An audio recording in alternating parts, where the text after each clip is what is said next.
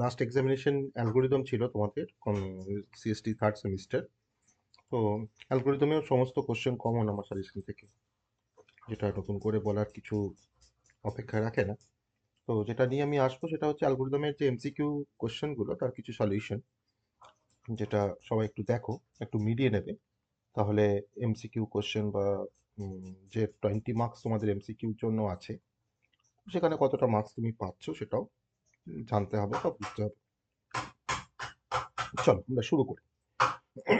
তো question number one, option C, that is ambiguity. Question number 2, option number C. Question number 3, option number B, go of order of log n. Question number 4, option number B, quick short. Question number 5, option number B, dynamic programming. Question number 6, merge sort, option B. Question number 7, order of nk, option A. Question number 8, option number D. Question number 9, option C, Bellman-Ford algorithm. Question number 10, greedy approach. তোমাদের আছে option number C তে, that is option number C. Question number 11, compare every substring, option number C. Question number 12,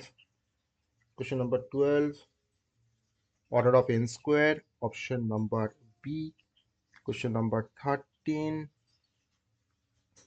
n minus 1, option number B.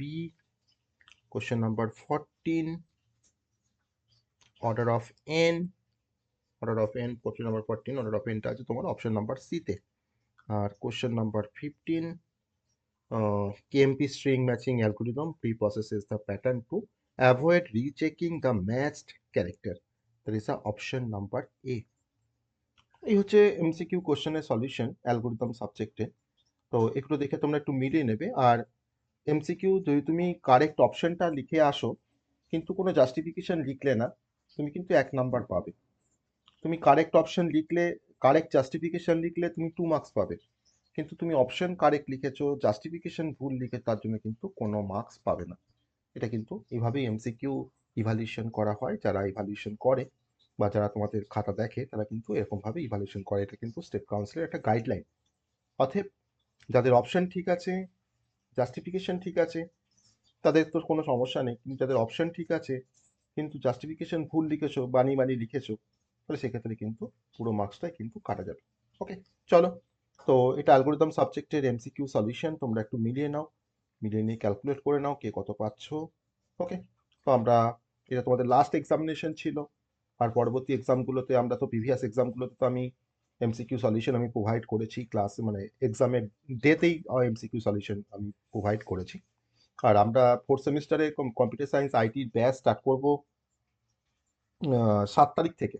ঠিক আছে, তো যারা interested তারা admission নেবে, admission নিয়ে আমাদের ক্লাসরুমে তোমরা জয়েন করতে পারো।